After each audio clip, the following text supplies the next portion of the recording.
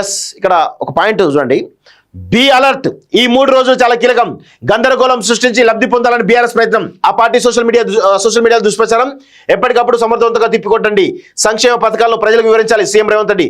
జూబ్లీస్ ఉప ఎన్నికపై మంత్రులు పీసీ అధ్యక్షుడితో సమీక్ష అంటూ చూస్తా ఉన్నాం. సో ఇక్కడ తెలియాల్సిన విషయం ఏంటంటే, జూబ్లీస్ ఉప ఎన్నికల్లో భాగంగా బీఆర్ఎస్ పార్టీ ఏ విధంగా వెలుగు పేపర్ తోటి ఒక ఫేక్ ప్రచారాలు చేస్తుందో మనం చూస్తూ ఉన్నాం. సో ఈ ప్రచారాలు ఇక్కడితో ఆగవు. ఎందుకు అంటే, మీరు రాసి పెట్టుకోండి, 9వ తారీఖు నాడు క్యాంపెయిన్ అయిపోతుంది.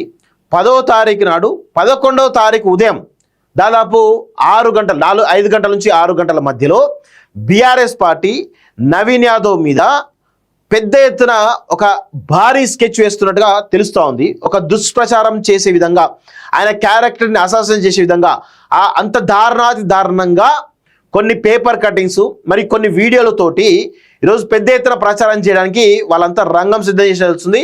సో ఇమీడియట్గా మీరు అబ్జర్వ్ చేయండి, వాళ్ళు ఆ రోజు 5 గంటలకి ఒక వీడియోనో లేదంటే ఒక వీడియో ఆర్ ఒక ఫేక్ పేపర్ కటింగ్ రిలీజ్ చేస్తారు. రిలీజ్ చేసి అదంతా కూడా గ్రౌండ్లో పోయే విధంగా ఒక పెద్ద ఎత్తున దుష్ప్రచారానికి బీఆర్ఎస్ పార్టీ రెడీ అవుతోంది.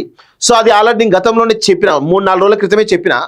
సో అది ఎక్కడి నుంచో మానిటర్ అవుతుంది, ఏంటి ఆ కంటెంట్ ఏంటి అనేది కూడా మనకు ఒక 2 రోజులు అయితే క్లారిటీ వస్తుంది.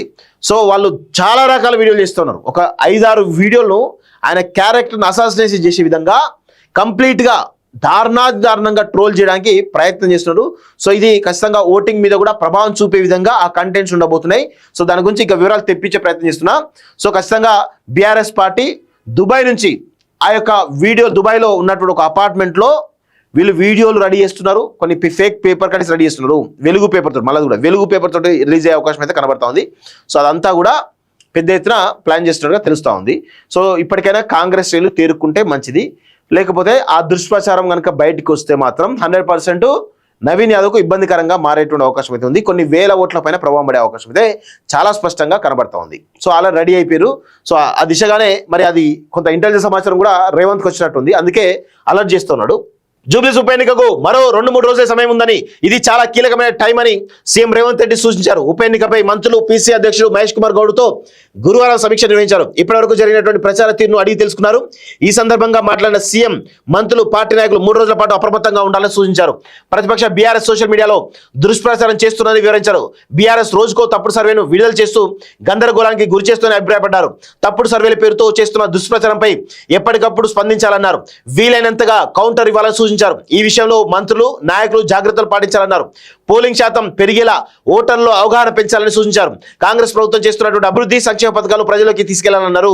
కాంగ్రెస్కే ప్రజల ఓటు అని అంటా ఉన్నారు. సో కానీ బలంగా అంత మీరు బీఆర్ఎస్ పార్టీ చేస్తున్న దుష్ప్రచారం ఏదైతుందో దాన్ని బలంగా ప్రజలకు తీసుకుపోతున్నారు. కాంగ్రెస్ పైన వ్యతిరేకత వచ్చేదని తీసుకుపోతున్నారు. దాన్ని కౌంటర్ చేసే పరిస్థితిలో కాంగ్రెస్ పార్టీ సోషల్ మీడియా చాలా స్పష్టంగా అర్థమైపోయింది.